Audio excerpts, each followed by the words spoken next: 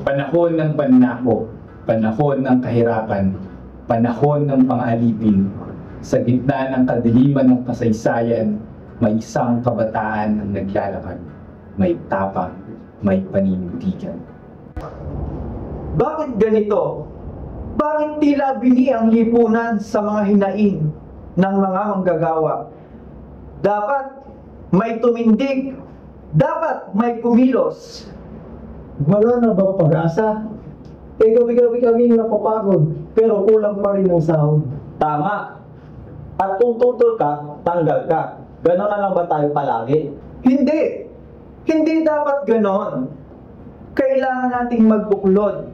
Kailangan nating ipaglaban ang karapatan ng mga manggagawa. At dito nagsimula ang paglalakbay ni Johnny Tan, isang kabataang nangarap ng patas na lipunan na nagtatag ng Federation of Free Workers, isang boses sa gitna ng katahimikan, isang liwanag sa gitna ng dilim. In the coming years, as its membership grew, FFW formed several councils for the different social groups to promote unionism and social change. The Young Free Workers, or YFW, whose leaders were among the youth activists of the Christian Social Movement, or CSM. Marami na akong dinaanang laban. Diktadorya, katiwalian, at pananakot. Pero kailanman hindi ako umurong. Hindi dahil sa ako ay matapang, kundi ako ay naniniwala sa inyo, sa mga kabataan. Sir Gary, salamat sa lahat ng naituro niyo. Pero, paano po kami makakapagpatuloy sa inyong nasimulan? Kakaiba na po ang panahon natin ngayon. May social media, may fake news, at meron din naman po walang magpakialam. Yun nga po lagana pa rin ang diskriminasyon batay sa kasarian. Oo, iba na ang panahon ngayon.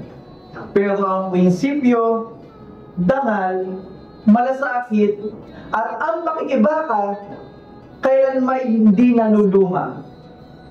Kayo ang susunod na tagapagdala ng adhikain ng tunay na pagkakaisa, pagkakapantay-pantay, at hustisya.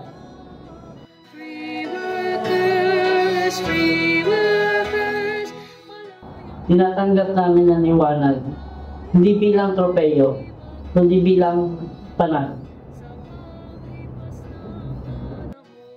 Panatang itutuloy namin ang laban.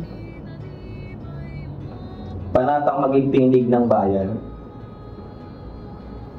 Panatang maging pag-asa ng pinabukasan. Panata sa hustisya at pagkapantay-pantay.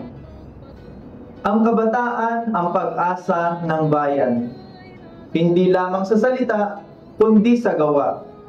Ang tunay na bayani ay yaong hindi sumusuko sa gitna ng unos. Free workers, malayang manggagawa. Kami ang kabataang Pilipino. Kami ang tagapagdala ng liwanag ng pagbabago. Kami ang magiging tinig ng manggagawa. Kami ang panibagong mag-uunyon para sa katarungan at magbubukas ng mas makataong lipunan. Tayo ay magkaisa. Free workers, malayang manggagawa. Tayo I think the FW is the most developed of all the countries in Asia, simply because we have all the expertise here. The others don't have the expertise we have here. Si Johnny Tan ay maaaring pumanaw na, pero ang ningas ng nasimulan ay patuloy na naglalagablab sa diwa ng bawat kabataang manggagawa na magpapatuloy at magpapalakas ng paikibaka ng Federation of Free Workers at ng buong uring manggagawa.